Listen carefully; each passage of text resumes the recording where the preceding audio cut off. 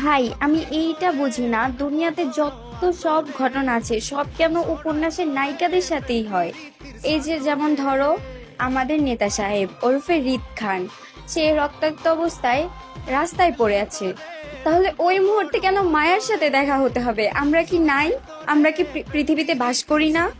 ভাই আমাদের সাথে দেখা হলেও তো পারে। আবার সভ্য পুরুষ জয়ামির, তার কেন বেছে বেছে অন্তুকেই সিগারেটে টান দিতে বলতে হবে? আমাদের কাছে আসতো, আমাদের কাছে এসে বলতো যে বেবি একটা সিগারেটে টান মেরে দাও, আমরা সাথে সাথে টান মেরে দিতাম।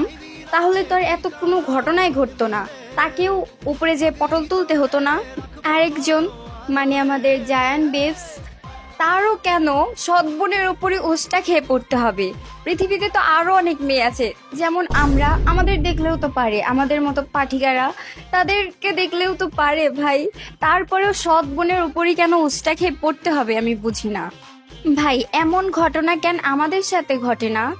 আমাদের জীবনে একটা আবির ভাই নাই, জয়ামির নাই, জায়ান কৃতিক নাই, আমির হাওলাদার নাই, রিচার্ড কায়নাত নাই, শুদ্ধ ভাই নাই, ইরফান নেওয়াজ নাই, শুধু নাই আর নাই।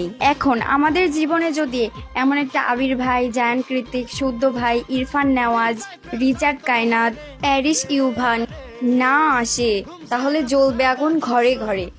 পাগলি করে রাখবো।